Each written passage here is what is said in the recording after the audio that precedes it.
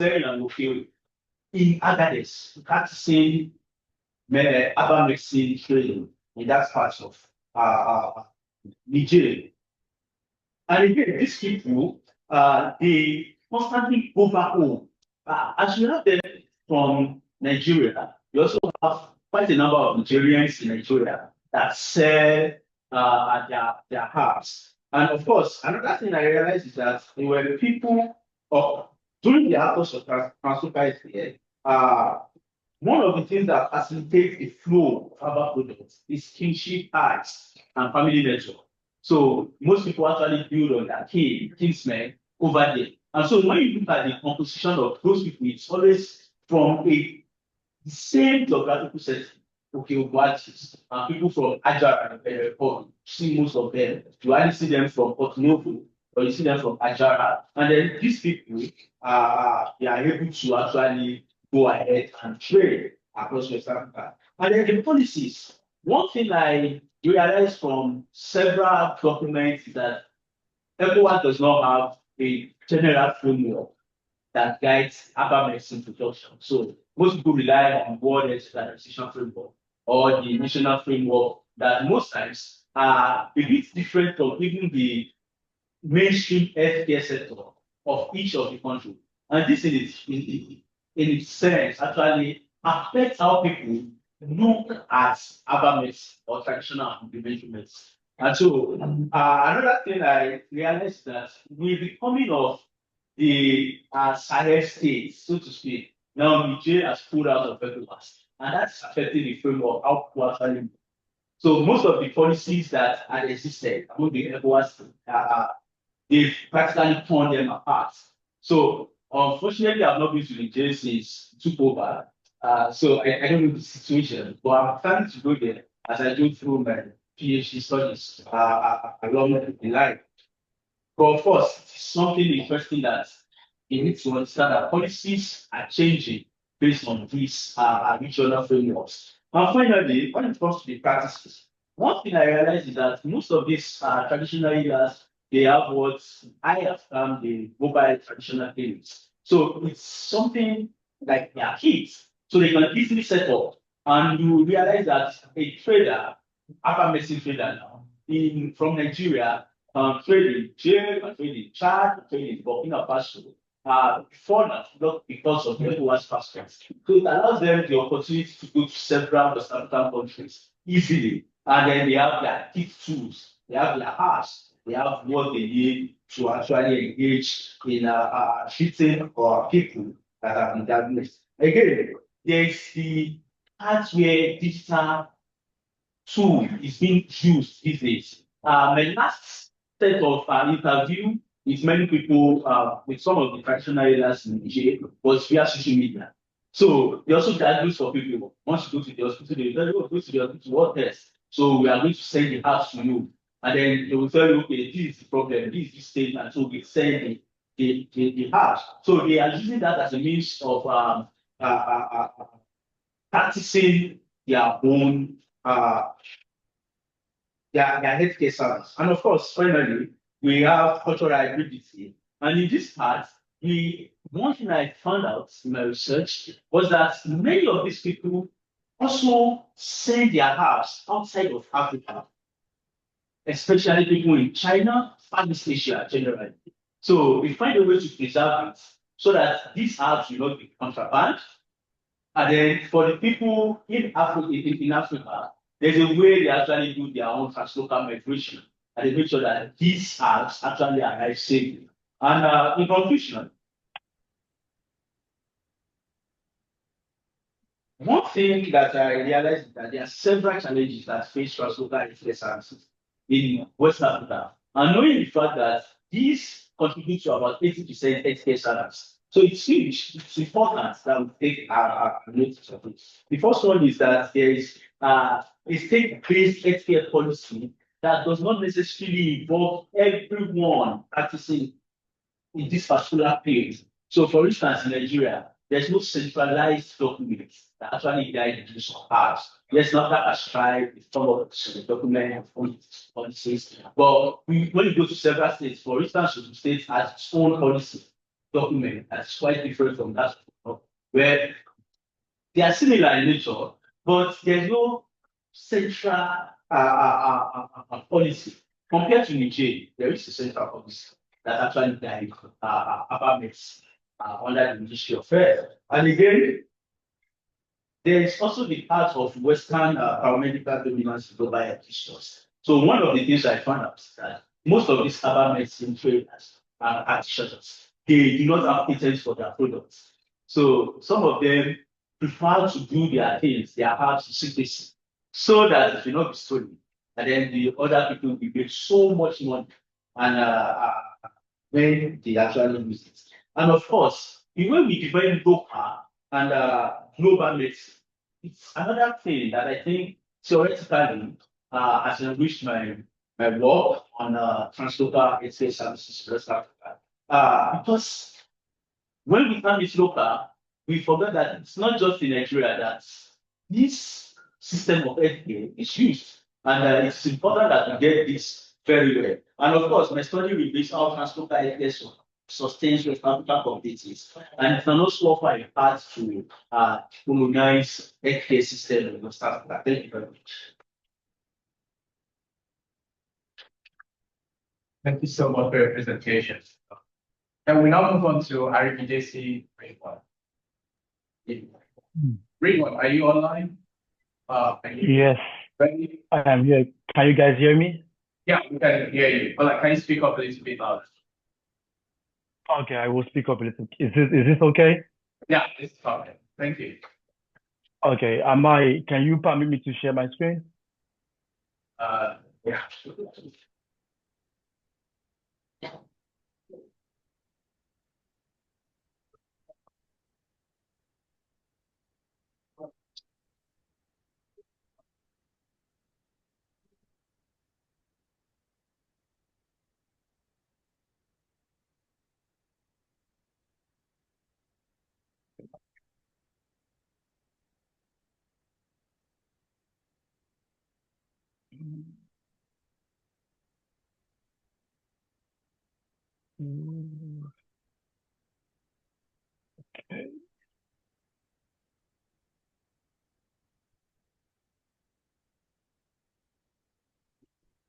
Yeah, good afternoon, everyone. My name is Ridwan Mohammed, as introduced, and I'll be presenting on the paper titled Reproductive Mobilities, Transatlantic Healing Networks of Afro-Brazilian Community in Nigeria, 1835 to 1914. So I'm surprised that we have only 10 minutes. I'll try and make it as brief as possible, starting with the introduction. Yeah, I'll start by discussing the concept of mobility, of which, as a phenomenon, is at hold as humanity. However, it has often been discussed from a very simplistic perspective as the movement of people from one place to the other. However, within the historiography of transatlantic history, mobility is understood as an emotive category, which includes, can you hear me? Okay, good. Which includes the movement of not just the people, but also materials and ideas determined by affective factors, such as the factors responsible for the movement, the medium of movement, the pattern of movement, the experience while moving, and also the experience while settling. Attention to emotivity provides a compelling window to investigate reproduction within the intersection of mobility, transatlantic healing, and particularly using the Afro-Brazilian community in colonial Lagos. Also, reproductive mobility as a concept in literature have taken a much more biologized approach, focusing on the movement of individual reproductive materials like placenta, eggs, sperm across geographic and social boundaries, often in the context of assisted reproductive technologies. However, this paper pushes the boundaries of reproductive mobility to include non-biologized reproductive health materials embodied by individuals, groups of people through their social and cultural identity. Now I move to the historiographical significance of the paper. The historiography of 19th century Lagos at the intersection of medicine, race, maritime trade, identity, and social mobility as predominantly centered the Sierra Leonean returnees and their descendants. These individuals, many of whom arrived in Lagos through the efforts of the British missionaries under the British colonial patronage, have been positioned as key agents in the making of colonial Lagos. Scholars such as Christian Mann, John Hopkins, Kopitov, Ayondele, and Olukoju have richly historicized the political and socio-economic dynamics of this period with a notable focus on Yoruba new elites, many of whom were educated Sierra Leonean returnees. Their Western education, particularly from institutions like 45pm College, equipped them with bureaucratic and linguistic skills that are prized by colonial states, therefore securing their prominence in historical narrative. However, in this paper, I'm shifting the focus to Afro-Brazilian returnees, whose contribution to the development of medicine and reproductive health in colonial Lagos have been comparatively overlooked. By so doing, I'm arguing that beyond political visibility, Afro-Brazilian returnees forged alternative paths to social mobility through the deployment of reproductive mobilities and identity, which they manifested through marriage alliances, religious practices, and specialized settlement patterns. In doing so, they not only shaped local reproductive health infrastructures, but also embedded themselves within the socio-economic and socio-economic fabric of colonial Lagos in ways that demand greater historiographical attention. Within this context, I have questions which are not being changed. I ask questions which are tantamount to how did Afro-Brazilian in colonial Lagos utilize mobility, reproductive mobility as a strategy for social reintegration and healing from transatlantic and post-slavery trauma? In what ways did Afro-Brazilian returnees contribute to the development of biomedical reproductive health infrastructures in colonial Lagos? And lastly, how were these contributions shaped by their lived experience and medical encounters in Brazil?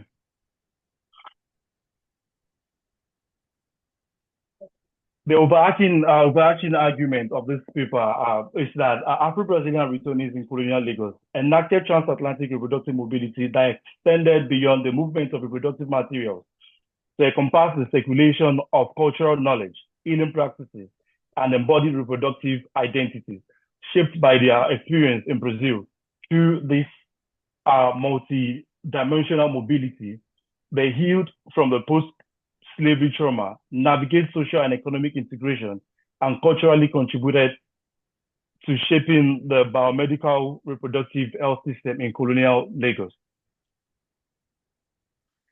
Now to discussing reproductive geography and the agency of the Afro-Brazilians.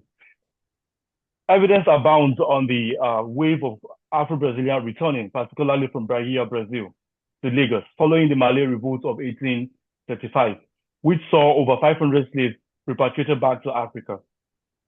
However, the choice of Lagos was deliberate, shaped by their reproductive mobility and their slavery experience in Brazil. The quest for economic, social, and cultural freedom was very important. This saw most of them return to Lagos, drawn by its significance as both the origin of their transatlantic odyssey and the growing center of new opportunities in West Africa. Many of these Afro-Brazilian returnees dislocated their reproductive mobilities by opting to move to settle in Lagos over their place of birth, which is often in the interior of Yoruba land, because of the protected status of Lagos against slavery. Here, Afro-Brazilian returnees exert their reproductive mobilities in disregarding their ancestral geographies to deal with the imposition of new moral and social order in colonial Lagos, rooted in Christianity and colonial oppression, and also protection. Brazilian returnees in Lagos sat at the nexus of power play between British Christian missionaries, British colonial government, the Sierra Leonean returnees, and the native Yoruba population. King Kosoko, who initially had an unreceptive stance towards the Afro-Brazilian returnees, changed its policy in 1847 by sending one of his senior chiefs called Brazil to reassure potential immigrants of their security and safety in Lagos. This phenomenon is not unique to Africa, drawing from Eyaman and Pictet concept of confined collective identity. The experience of Afro-Brazilian in Lagos aligns with broader patterns observed among repatriated Portuguese colonial subjects from Angola, French returnees from Algeria, Italians from Libya, and Japanese from Manchuria. Each of these cases of identity and belonging were shaped by entanglement of slavery, colonial legacies, indigenous cultural forms, and institutional reclassification, illustrating that identity politics among returning populations are never solely internal, but also mediated by transnational and transstructural forces, which they learned from overseas. Now speaking to the reproductive mobilities and the formation of Afro-Brazilian families, a family identity in colonial Lagos. While scholars such as Christy Mann in her book Marrying Well examine gendered marital behaviors among educated elite groups in 19th century Lagos, Brazilian returning, particularly between 1835 and 1870, did not fall under this category. However, collectively, they shifted marital norms and familial formation using their transatlantic reproductive mobilities and identity of syncretism by forming families and reproductive practices using the amalgam of doctrines from Catholicism, Islam, and traditional Yoruba religion. While the British missionary castigated Catholicism propagated by Afro-Brazilians in Lagos as loose and immoral because they were relaxed against acceptable Christian moralities and civilization, particularly on the issue of polygamy and spiritual syncretism, leaving them spiritually abandoned. Brazilian returnees exerted their reproductive mobility by initiating transatlantic network with Afro-Brazilian communities in Benin Republic, leading to the pastoral visit of Father or Priest Dominic Savary, majorly for the purpose of baptizing Afro-Brazilian returnee babies to continue a very important social reproductive practice learned from Brazil. This transnational dimension has indeed remained a characteristic of Afro-Brazilian families, crossing modern political boundaries between Nigeria, Benin, Togo, and Ghana. To this end, they challenge Victorian ideals and values that have often pathologized reproductive practices like polygamy, apothecary midwifing, and Catholicism form of social reproduction as being backward and also not modernized. Prior to the British invasion of Lagos in 1851, there were records of 35 Afro-Brazilian families who practiced endogamy and adopted Portuguese as their lingua franca until the British Education Ordinance of 1882, an instrument that imposed English language as a language of Lagos colony. Endogamy in this context represents a transatlantic reproductive identity for Afro-Brazilians, whom as slaves made conscious culturally shaped decisions about who to marry by marrying African slaves from the same continent or region, or at least from the same broad cultural zone. Following the colonial restructuring of politics and social cultural and economic fabrics of Lagos in 1861, Brazilian returnees readapted their reproductive mobilities by using intermarriage and their reproductive bodies as variable tools for social, economic, and political access. By 1880s, colonial marriage registry and church records indicate the rise of intergroup marriages, particularly between the Sierra Leonean returnees and the Aguda. However, this intermarriage would create a challenge for transatlantic historians in tracing genealogies of returnees in both America and African Atlantic. To the final theme of the presentation, it is important to note that Afro-Brazilian returnees arrived in Lagos in multiple waves, each contributing equally to uniquely to cultural and spatial fabric of the city. Among the earliest wave of these Afro-Brazilian came in the mid-19th century, a group of returnees who approached Oba Akintoye upon arrival, requesting land to settle. In response, Oba Akintoye offered a tract of land on the eastern edge of Lagos Island. Then this area was an undeveloped wilderness, thick forest known as Igbo. This area would later evolve into Brazilian quarters, a vibrant and strategically planned neighborhood, which quickly grew in size and prominence. While Afro-Brazilian returnees have not been adequately represented in the history of medicine in colonial Lagos, one area they have been adequately represented is in the history of urban and architectural development in Lagos. Scholars such as Mabo Gunje, Ogundiran, and Adelusi have engaged spatial and urban development of Lagos using colonial instruments such as maps, land tenure ordinances, records from public works department. In addition to these instruments, I include sanitation and public health reports focusing on Afro-Brazilian quarters for the purpose of understanding how Afro-Brazilian transatlantic spatiality and architecture contributed to the development of reproductive health institutions in Lagos and Nigeria at large. The Brazilian quarters, can you wrap up? We're out of time. Thank you. Yeah, I'll be wrapping up. So I'm just going to wrap up by saying that what has become the Brazilian quarters now houses not just the Afro-Brazilians, but also some of the foremost reproductive health institutions in Lagos, such as the Mercy Hospital established in 1914, the Lagos Island General Hospital, the Island Maternity, and even the Waterhouse. Although the Waterhouse might not be seen as directly as a reproductive health institution, but then it was the first water institution that provided potable waters to these reproductive health institutions, which provided solutions to the waterborne diseases that infants suffered in the period under review. And to conclude, I would just like to state that by centering the agency of the Afro-Brazilian in the context of identity politics and also the reproductive mobility in Lagos, we will understand that the issue of reproduction can also be intertwined with the issue of urbanization, architecture, and also racial geography. Thank you for listening.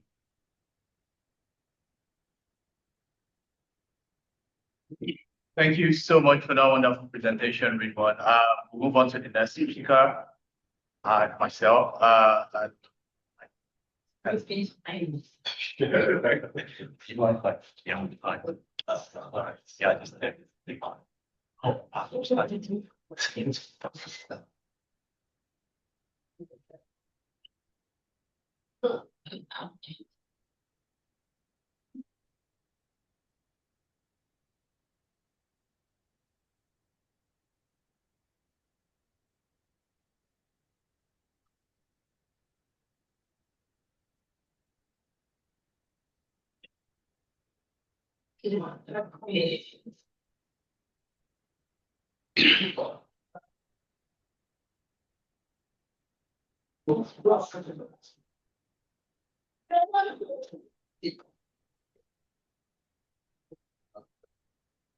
everyone, my name is Aydin.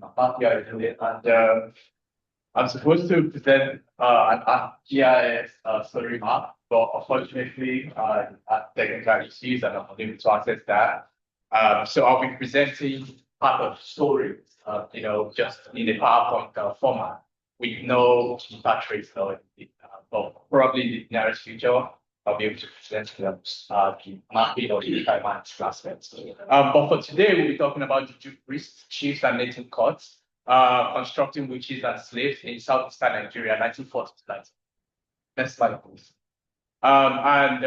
This discussion actually is rooted in this contemporary conversation about, the tension between Juju priests, present, Anambra state government, and, the sort of, again, conflict, sort of, problems that Juju priests claim are actually causing in Anambra state in Nigeria, right? And as you can see on March 5, 2025, we have, newspapers like Cable, who actually carry this sort of headline, the gods in handcuffs, right? Soludo versus Juju priests. And next slide, please.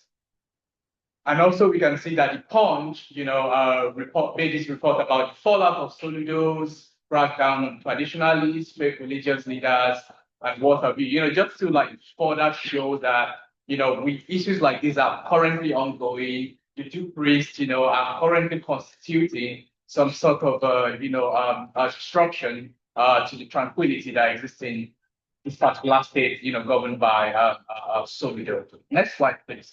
And then we can also see that the Vanguard newspaper on March 1, 2025, actually had another headline about, Anambra insecurity. And the topic, the headline here is, we are now getting to the root of rooting pastors, juju men leading to our youth, leading our youth to crime. Next slide, please. And the argument here to make is, this issue about, juju priests constituting disruption to the states is actually not new, right? And, based on my presentation, we'll see that as far back as the 1940s, right, we already had juju priests who constituted themselves as, these professionals who were actually taking advantage of, of people, of men and women, in the Onitsha province, the Ogoja and what have you, majorly southeastern Nigeria. And one of the cases that I found in the colonial archives, in 1994, some Nze elders in the Onitsha province actually came together to petition district officer Chad, the colonial official, over juju priest abduction of girls under the Chike, Agnu, and the Yaku Jews. And what is this juju priest operate as intermediaries between the people and the deities, right? So they are more or less the custodians of the deities that the people in this region actually worshipped. And what this juju priest did during this period was to study the economy, the evolving economy of the 1940s. And the evolving economy of the 1940s is what I'll call the bride wealth economy, whereby men were actually giving their daughters an house marriage, and they're receiving dowry, which in other contexts called bride price, they're receiving dowry in return. Most of these juju priests, wanted to contest against husbands, against fathers, against, this household, right? To also insert themselves within this bride wealth economy. And what they came up with was to make an argument that the deities are no longer accepting chicken. They are no longer accepting, any sort of, commodified, items. They are now accepting women, majorly girls, right? And what is juju priest also constituted the network of informants. So juju priest had a network of diviners who would go into houses, knocking on doors, saying that, oh, you have a problem and you need to visit the juju priest to resolve the problem that you have. Kind of like prophesying catastrophe to different families. And the result of that is the juju priest will ask each household to bring their youngest. Now, the juju priest will raise these kids or these girls, raise them to become women, and marry them off either to his friends or to one of his family members, and he would receive dowry in return. So this was the sort of operation that the juju priest actually constituted during this period. However, like I mentioned, for example, in this description, this is Chadwick actually making this description that the two jujus, the most profound jujus in Onitsha province during this period, precisely in the village, is the Chikiagalu and Yaku.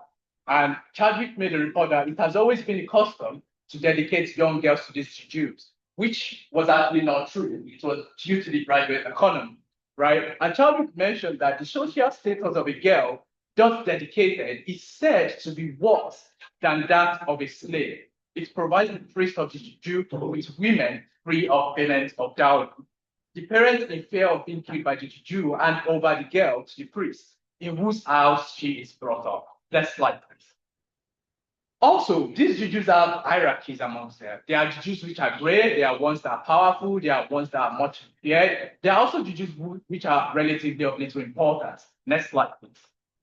However, this juju, the Chikagalu, also spread to regions. By 1945, the juju spread to regions such as the Ebe and the Obinofia region, right? And this juju priests again informed each other about how old the age of girls they are requesting from households. At first, they started from toddlers, but they realized that raising a toddler actually requires much more money. So they started demanding for girls from 13 to 15 years old and watering. And again, using false prophecies, ritual dedications, to seize women or girls, during this period. Now, that is for the Onitsha province. By 1949, we also have another cult of Juju. Again, by Juju priests called the Agaba Juju, which actually spread all the way from it's kind of like spread all the way from the Ogoja to the Kaba and then down to the Benin region, so moving into southwestern Nigeria. These are the things the story, this map is supposed to show.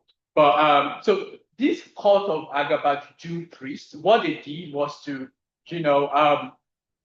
send out diviners to locate women of affluence in marketplaces. And once they locate women of affluence, they accuse them that they are witches.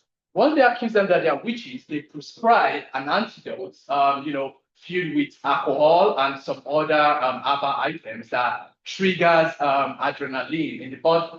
Once this woman actually drinks such potion, the woman then becomes very hyperactive and starts playing or start performing in ways that are beyond normal human comprehension.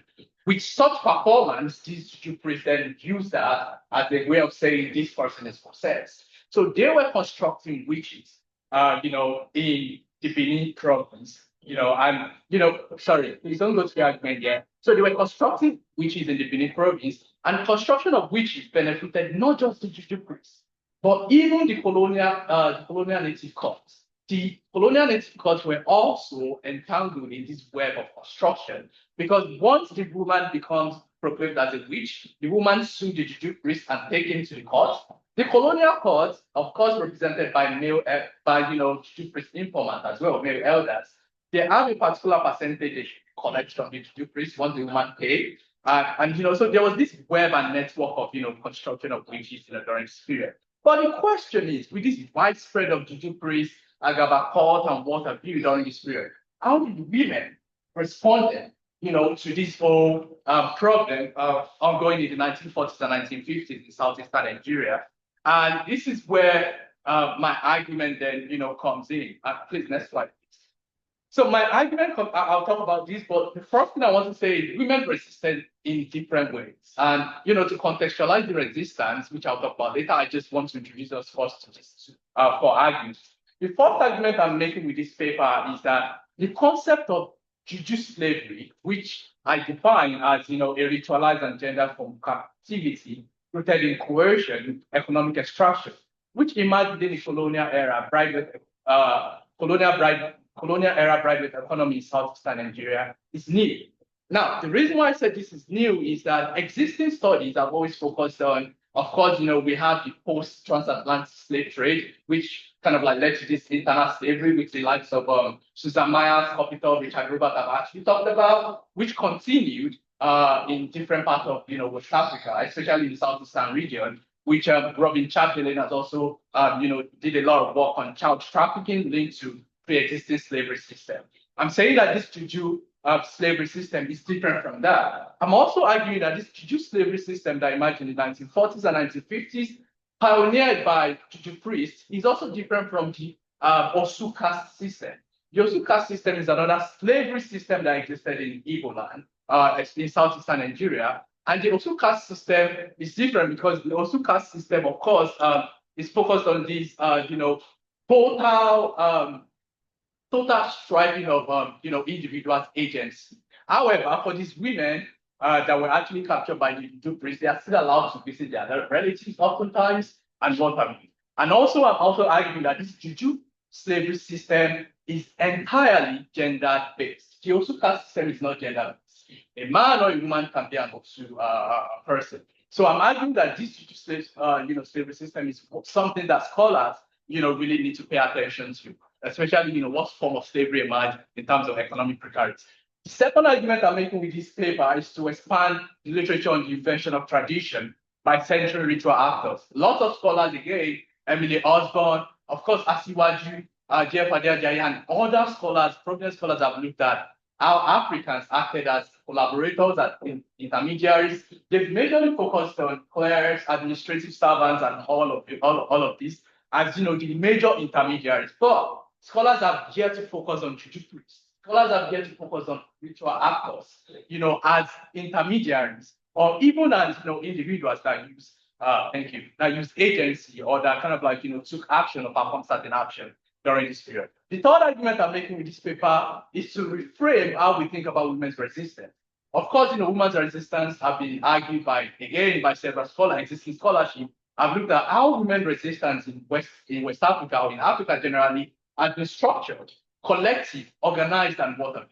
You have the likes of Bastia Misi, the Aba Women War. You have the Yoruba women resistance. You have all these resistance that are structured, and I'm saying that during this period, resistance was more kinship based, because women then negotiated with their uncles to help them escape this juju priest, bondage, with the promise that if you help me escape, I will get married, and uncle, you will be the one to get the dowry instead of the juju priest. So there was all this negotiation ongoing, during this particular period, using covert strategies. So this is something this paper is also trying to introduce into existing scholarship. And lastly, the paper is also trying to look at intra-African contestation. While scholars have always focused on colonizers versus colonized, we also see our male elders, fathers, are contesting against juju priests from, taking away their daughter from their household, or from inheriting, or from benefiting from the dowry they're supposed to, enjoy, from there. And this is what my paper is all about. It's just trying to make all this intervention in existing literature, and I look forward to it. Thank you.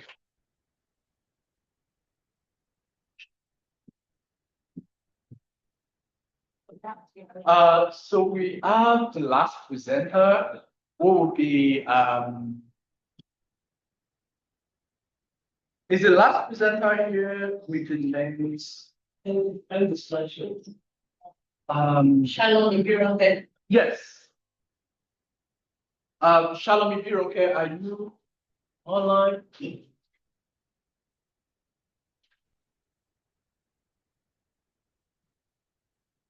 Can you check the file? Who's that?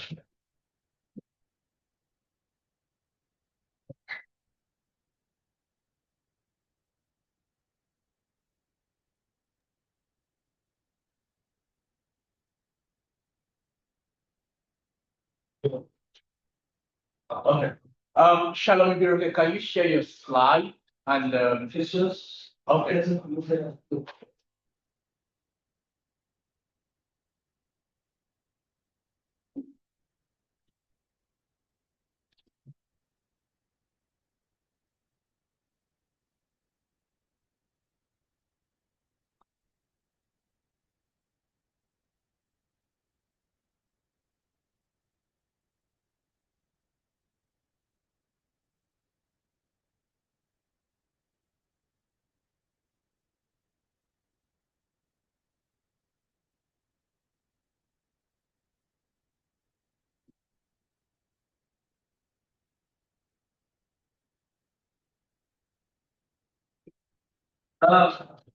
Perhaps you need to unmute. You can't hear it.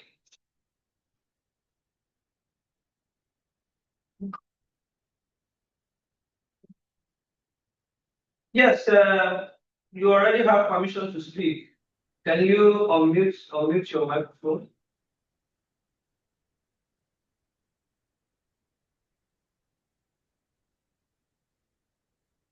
Oh. Yeah, we can see you, and we can already. I think there's a problem with your audio. We cannot see your mic. Please answer. Please try to speak.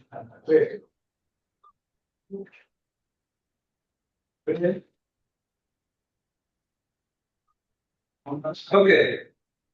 Try to unmute this one. Oh, fantastic. Can you hear me now? Yes. All right. Thank you very much. Thank you very much. So I'm Shalom Ibiroke, and I'll be presenting on. So give me a second. I'll be presenting on managing disability inclusion in the Nigerian creative industry. I want to start on the note. All right, so I want to start on the note that the creative industry is So thank you very much, and well done to previous speakers. I'm starting to know that the creative industry is the tree that feeds the mind. And the idea is that what we see in the creative industry, the depictions, creative works, artworks, are they're the things that influence the way our perception of things, our belief systems, and so on. So disability inclusion in the Nigerian creative industry is a pressing concern. In 2018, we had the Discrimination Against Persons with Disabilities Prohibition Act. It was created to ensure equal opportunities for everyone. The purpose of this paper is to evaluate the effectiveness, the impact of the DAPWDA on the creative industry over the past 5 years. Now, the law was passed in 2018. It was signed in 2019. And then we decided, okay, let's look back the past 5 years. At least now it's been 7 years since it was passed, 6 years since it was passed. And we're trying to look at the effectiveness, how much our people have complied with the law. So the law bans discrimination. It mandates accessibility in employment and public spaces. In fact, it says 5% of all employment must be given to people with disability. The creative industry includes the arts, that is theater, film, it includes fashion, it includes entertainment, concerts, and it also includes the tourism, because since President Tinubu emerged the Ministry of Culture and Tourism, merged it with the Ministry of the Creative Economy. So we are all together now. But the problem I observed is that we often exclude persons with disability. Now, my observation is merely an assumption, it's an hypothesis. We carried out this research to test this hypothesis. So our objectives were to find out employment rates for people with disability, to find out if there were funding available for inclusion initiatives in the industry, to find out how accessible our platforms were digitally and physically, to find out compliance within the industry, compliance with the law within the industry, to evaluate stigma and attitudes towards people with disabilities, and to measure perceived improvements in inclusion since the law was passed. Our methodology included, by saying we, I mean, I'm a PhD candidate at Redeemers University, and that's why I say we, but by we, I mean my supervisor and I. We surveyed 1,815 participants.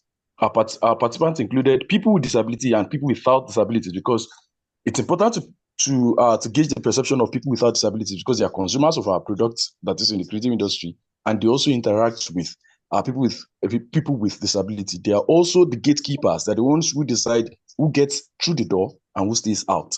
So our demographics includes gender, age, region, disability status. Our approach was we used a quantitative and qualitative method. We shared questionnaires, and we also held interviews. And so here are some of our findings. Around employment rates and opportunities, we discovered that, sorry, give me a second. So we discovered that the Nigerian creative industry employs about 4.2 million people. It is the second largest employer of labor in Nigeria after agriculture.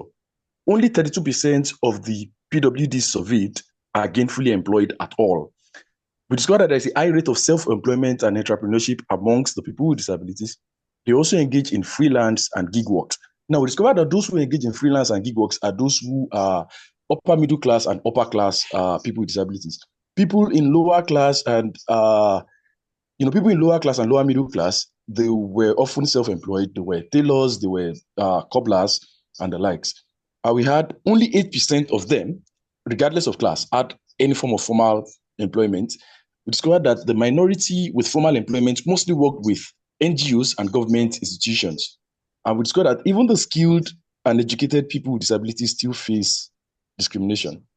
Regarding funding, we found out that the law, Discrimination Against People with Disabilities Act, it established the National Commission for People with Disabilities. They told the federal government they need 60 billion naira for infrastructure for them to be able to work effectively. Of the 60 billion naira, they got only 2 billion naira, and that's a problem.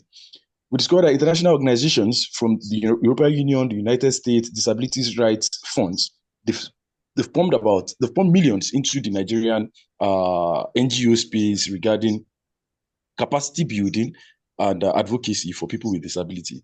Local NGOs like IREDE in Lagos, Project Enable SMB, they've been trying, they've been pushing for, they've been getting little donations and grants, but they are largely insufficient.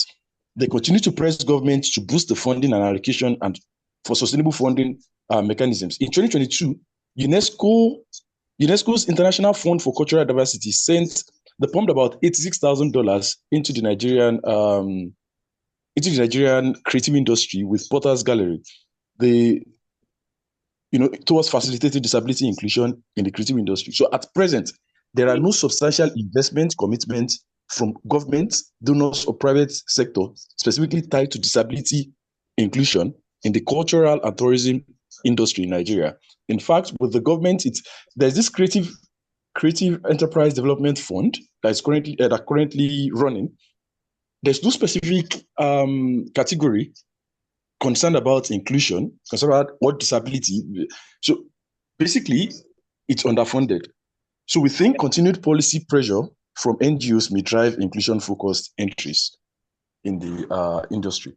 Now, around stigma, 67.3% of our participants say they witness a lot of stigmas around. 36.4% of the non-people with disabilities surveyed said they have observed discriminatory practices in the industry. 100% of the people with disabilities that we surveyed, they said they have experienced discriminatory practices in the industry. Now, discriminatory practices in the industry includes in the content. For example, there's a popular song that was on radio, Afoju. I don't want to mention the artist, but things like that, there are the things we asked them, and all of them said they've experienced one form of disability inclusion or the other. Now, people without disability rated Nigeria's the creative industry inclusion ratio. They rated it about 2.3%, 2.3 over 5 rather, while people with disability rated it 0.6 over 5. Regarding this digital inclusion, 61.8% of the people we surveyed said they use digital tools for work. Only 27.3% of the participants know any tools at all designed to include people with disabilities. 48.5% of them said they rarely or never see accessible tools for people in industry spaces. Now, this includes in the cinema captions. I noticed with Red Circle, a film that was released very recently, they took time to ensure that we had captions for people with hearing impairment and things like that. So we hardly have these things in the industry. Regarding infrastructure, we discovered that 28.5% believe 11 to 20% of spaces are partially accessible. Of 1,243 who visited creative spaces like theaters, concert spaces, cinemas, 98.5% say accessibility features are rarely or never present. Concerts, theaters, museums, and cinemas in Nigeria, they generally lack universal design features. So discussion, the continuities, that is the ongoing barriers, we believe most of our spaces are partially accessible. People who visit the spaces, they say, oh, I discussed this in the last slide, so I'm going to move on. So there are persistent stigmas and attitudes, not only amongst people, but even in our creative content in the industry. Superstition drives these biases, and they influence casting, they influence casting, they influence hiring, and they ultimately affect audience perception of people with disabilities. Our infrastructure, we lack ramps, we lack parking spaces, we even lack accessible toilets in most of our industry spaces. And despite the legal provision, the enforcement is very, very weak. The 5% quota is largely unmet. In fact, during an interview with a casting director, with a director in Ibadan, he said, look, it's difficult. He says, a person who is not blind can play a blind person, but if he hires a blind actor cannot play a non-blind role, meaning it's looking for versatility, and people with disability cannot offer him that. And so that is the justification for excluding them. So we declare that NGOs like the UNESCO, IFCD, they are helping with training and advocacy. Sorry. We have access, we are pushing for, and we think the future should include accessible festivals. I would think things people are doing right. Red Circle, for example, in every cinema, I was in the cinema in Ibadan. I was I was interacting with someone who was in the cinema in Lagos. He said everywhere they showed Red Circle, it was inclusive, at least for people with hearing disabilities. So we think these are emerging positives. Now, artists like Judy, they use their platform to challenge stereotypes against people with disabilities, and we think these are positives that we should spotlight. Regarding compliance, only 19 out of 36 states in Nigeria have domesticated Discrimination Against People with Disabilities Act.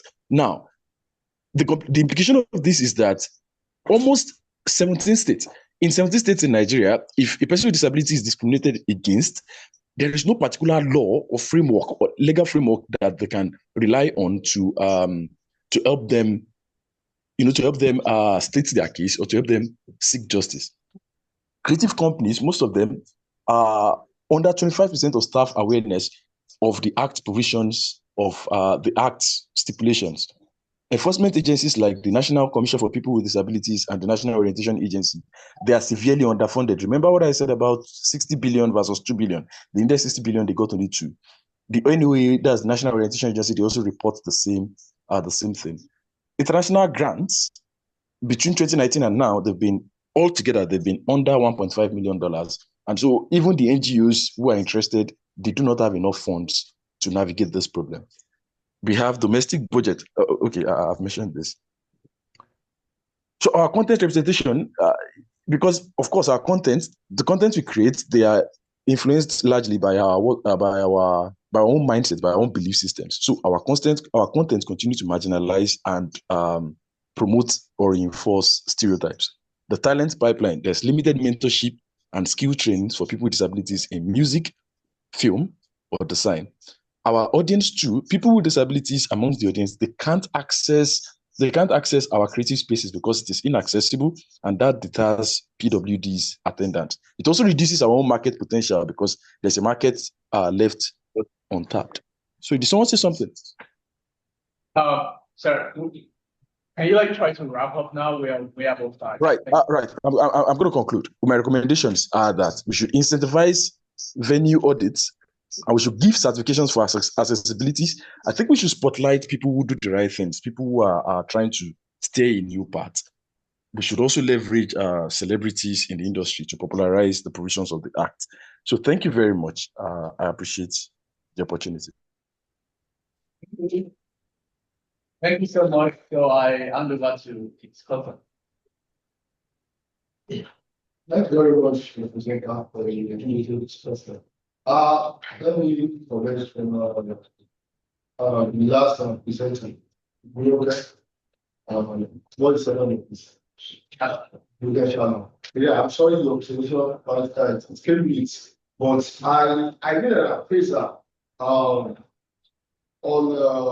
colonial and post-colonial attribute on colonial and post-colonial stamp on people living with disability. Just let us know, what do you think about colonial and post-colonial stance on people living with disability? How they feel during the colonial and post-colonial era? What were the similarities? What were the differences? I would like to know. On Matthew, I agree. There are a lot of issues concerning the due practice in this part of the world: secrecy, inappropriate dosage and storage facilities, failing to cure all the same drug illiteracy of the practitioners. Now, I want you to tell us the nexus between the two parties and crime in Nigeria. In both we talk about Sokono, in which traditional healers inflicted Sokono on smallpox on the people in order to extort money from them. And we have the same in post-colonial Nigeria, just like the case of Anambra that you cited in your paper. And so another one, I'm concerned about the patriarchal nature of the two practices. It has always been against women. Look at the masquerade system, like in Badabolo, women should not come out. I've never heard of any masquerade against men. So you need to tell us what is the patriarchal nature of two practice in Nigeria. And I have issues with the regulator, procurement, which doctors, practitioner of evaluation, which one? Like we use all these terms interchangeably. And I just want to number one, translocal. If something is trans, we are still using local. I don't know how to connect the two. For instance, we talk about shipping message, traditional message from Shaki to the Republic to Togo. We are still saying local. So how do we say translocal? And Madagascar was like a cluster on COVID-19 discourse. What is Madagascar to that other African countries is not true? That what made Madagascar different from other African countries as far as problem was concerned. And we mentioned digital approach to translocal mention of social media. I'm aware that there are so many fraudulent activities on social media. WhatsApp, Facebook, especially on Facebook, see Yahoo boys masquerading as herbalists. So you send money to them, you have put it, and at the end of the day, you send money to them, you know, they will block you. So what do you have to say about this? And the last but not the least, read one. Your studies start from 1885. I'm interested. What is the significance of 1885 to your study? And in addition, what were the roles of the church? When we look at exchange, medical exchange between Brazilians and Africans on medicine, on so what I mean, what about the roles of the Jesuit Europeans, the Indians they were in Latin America during the period of the study? The Africans they borrowed from these people. So I don't want you to borrow everything that it's all about African Brazilians. The Brazilians borrowed from the church, they borrowed from the Indians, they borrowed from the Europeans. So, and lastly, what are the legacy of Afro-Brazilian medical discourse? Thank you. Thank you so much. Very sure like all the presenters have taken note of that. I think we'll just take random questions for start as well. I think each presenter has a slot. So if there are questions. I want to thank our presenters, and it's really something that is high important. And let me start with one. I also have an issue with the nomenclature of the term or the concept of translocal. I was thinking as we were presenting that. Are you thinking of you consider using Shaggy? I get to know it? Yes. Do you want to consider maybe replacing the translocal concept with maybe translocal or transborder? I think that is very important to look into. Then the second issue for me is that at what point in the ethnographic story between conducts, key informants interview, and index system. So how do you place an informant or your participant to be suitable for key informant interview? At what point did you so this is the participant for key informant interview, this is and participants are going to this for key in-depth interview. Maybe we can provide a little clarification on that. That will be helpful to follow very well. Then my second is for Ayodele. What you are presenting is quite interesting because for me it's like a first surrogate parent towards the change towards profitability. But the question that kept resonating in my mind as you were presenting this, which is very interesting to me, is at what point did this start? What prompted that kind of practice? Because even among sure guys, at times they will say a particular girl is and a watch. Yes, it's yes. So even my convert, but it is not something that became criminalized, so to say, as presented. At what point do they get that? What content that? And I think we may want to put a little share, a little about one share a little guidance about that. So take.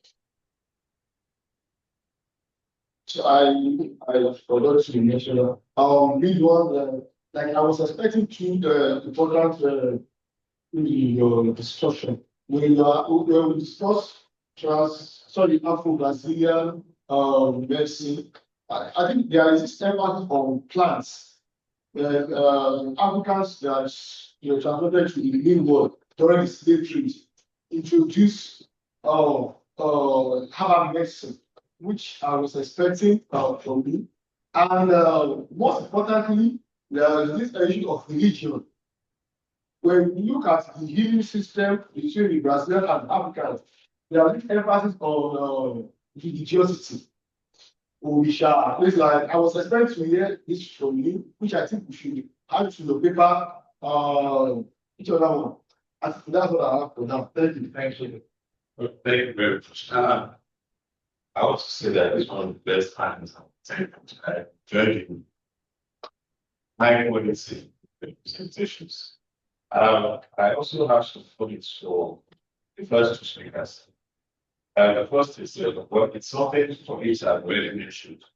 Distinction between transnationality and so what I was going to ask is the if you can distinguish the two was my colleague has said that you can see the terms such as transnational or translocal.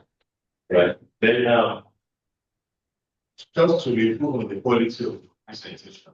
I mean, recognizing so some pictorial evidence for traders, right?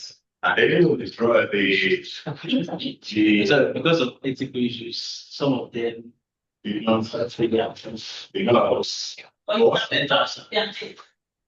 yeah, there's free, there's no there's then also the medication.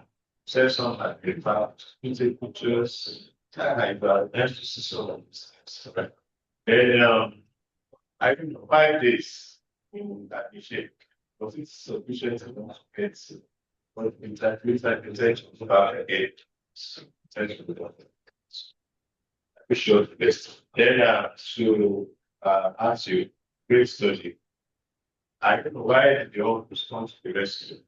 Why did the fathers rescue their daughters? Right, I found out a bit odd. Yeah, so but I think again I'm not answering for you, but I think maybe because they were the ones who relinquished their daughters rescues. But again, they could have resisted. They could have resisted after knowing that there was a clandestine economy. So thank you very much. Thank you so much. Are there any other questions? Yes. So I didn't find the outside, but like program shot, but although I have official and find from program shot. On this graduate, the video shot. And in the book, they talk about the fall of bride price. That's the time is high. There's only very professional to develop and significant huge amounts of bride price. Yes, so that if a woman is married and the husband cannot pay the bride price completely, the woman can pass to the family father comes that. If I would explain it, I don't have to say half the loss about, but it's so true. But I mean, the woman. So my question actually is how much right that they are not transferring to the start. But yeah, I know there was yeah, I looked at the cultural stuff and then sorry, I think coming by when I saw like between the road, so it's bound, like the price of the only way down after the profession, the price is down. So I don't know the figure that like how much money you want to Thank you so much. It's also presentation, but it's also representation. Really like diagnosis of some sort of analysis, especially when you so average because some people analysis of lots of people are answers. Also, it's looked at the living objects usually around the because I think some other published works online they got it's not best as a company. Also, especially sort of with ratings, I don't know, sexual exploitation. And also to schedule. So we talked about this state policies. But then I think you also have to keep this really about the cultural and political dynamics. Looking at policy discussions and the implementation. However, to also look at how we can sustain, the transport healthcare system is to look at the interconnectedness of nature relatedness when it comes to nurture and nature. And basically, how we safeguard our public health and resource. Thank you so much. So if there are no other questions, It has been a good series of presentation, but the only question I have close to this one is you were talking about how to keep this during the time of presence, how the effects they have on their presence. Why I want to ask, apart from looking at what I found the negative aspects of duties, their effects on society, is there no positive aspect, especially in the ego of spiritual obsession of women, because we are talking about women, so in the sense that maybe somebody has been afflicted or possessed, and they have to take that person to do this to maybe exorcise or expel that spirit from it. So maybe that could be an aspect of mental health. So that's what I'm trying to share. thank you so much. Thank you so much. Thank you so much. Thank you to the participant. I just but I think they also feel friends. Thinking. Okay, yeah. In your presentation, very, very strong. The put on the personality of this how the students how do you is there any correlation with same thing doing with colonial only comparations or what in colonial or colonial era? So it's not so about so and Thank you so much. Thank you so much to the audience and for your questions. And right now, we would like to just ask each presenter to answer the questions. Right. So let's just take 3 minutes each to respond to the questions that we ask. And we'll start with first the presenter, and then we'll go down. all right. So thank you very much for the interventions. I think they are really good. So I just attend talk to the first one, and that is the title to translocal escape services. Where I was reading around it and developing my paper and my ideas and everything, I actually thought that this should happen. So, but again, why I did not use transnationalism is because of the theorization of that term itself. So if you go to whether Mentor from 2005, or you go to Webner, or you go to so many other people, transnationalism has its own theorization and as sorry, I don't know the name, as she has rightly said, there's also the aspect of translocalization. I just decided to open my manuscript where you were talking about decided to actually so it's also in that form when you look at the work of and every other thing. But you see, one thing about this translocal thing is it's cultural, just like another intervention actually has. It's cultural. And when you look at the people are actually studying, They are people that have close cultural affinities. So, for instance, the people that move from Okeogun to Benin Republic, they move through Shaki Okeogun to the other parts of Benin Republic. That yes, they do. They do. Okay. All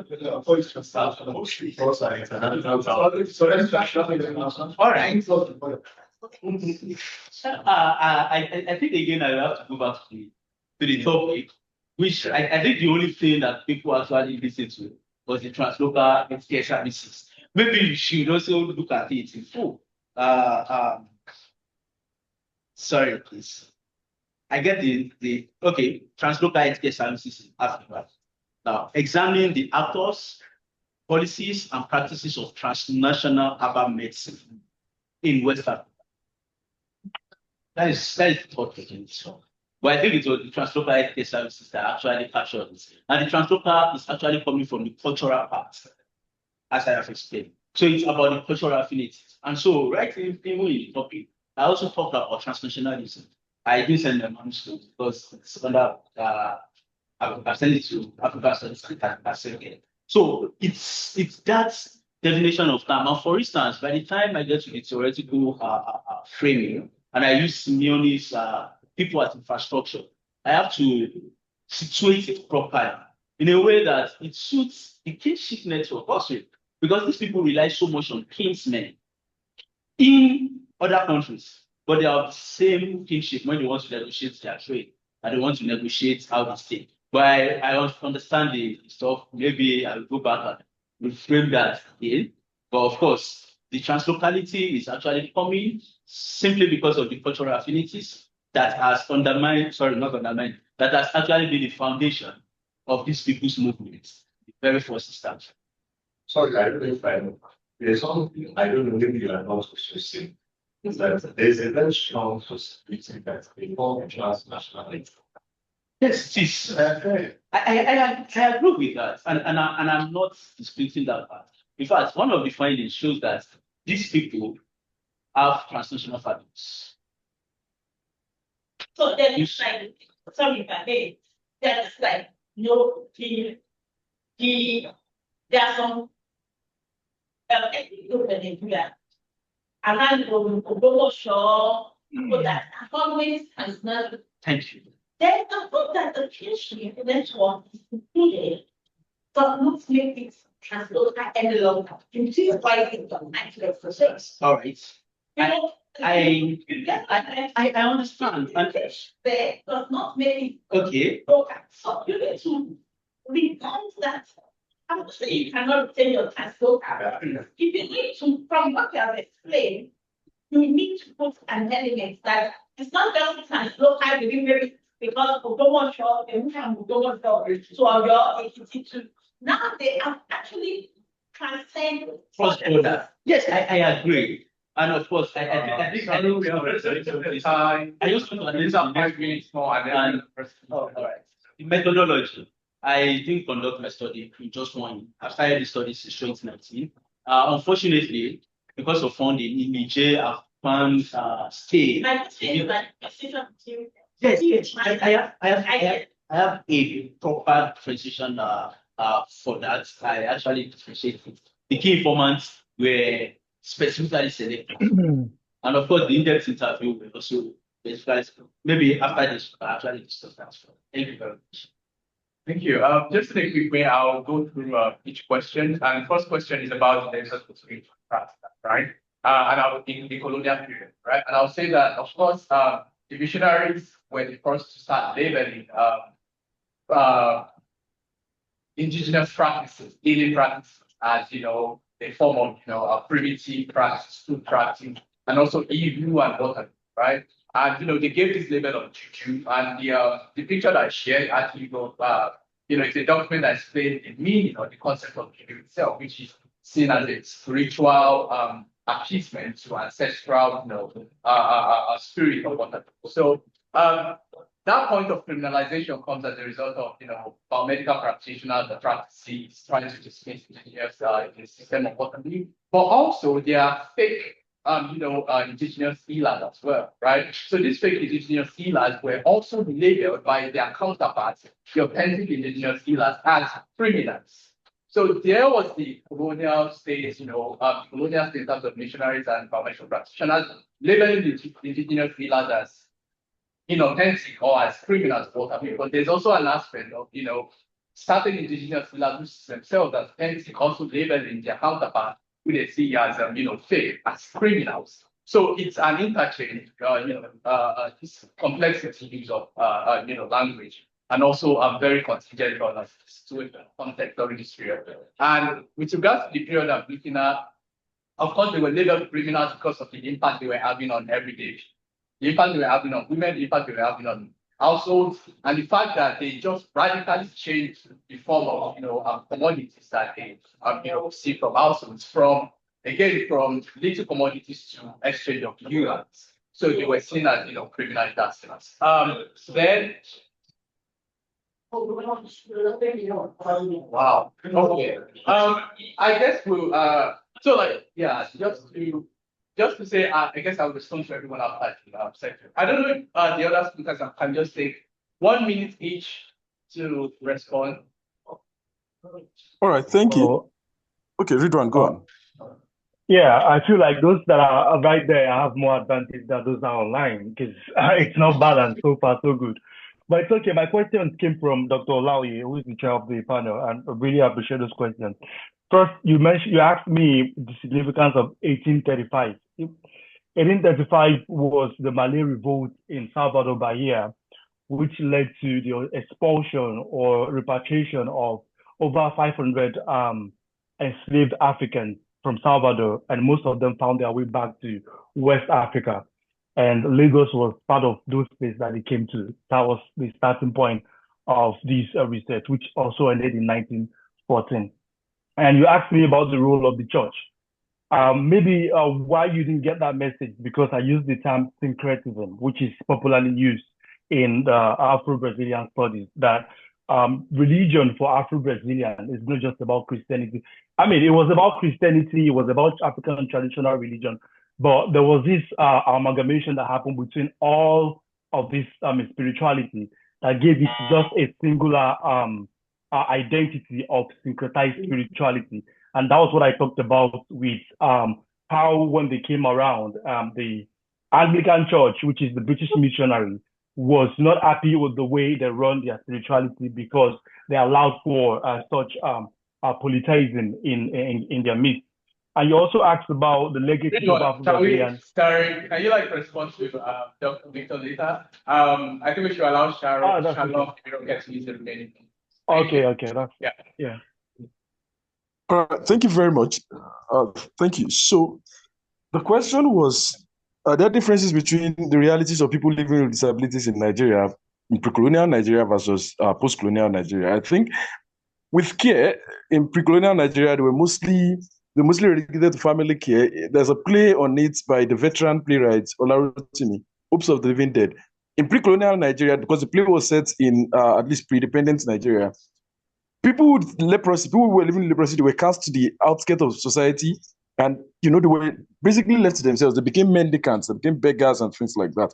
In post-colonial Nigeria, we have legal frameworks. You have rights as a person living with disability that, although the enforcement remains weak, and that's why we are advocating for civic societies to take these things up.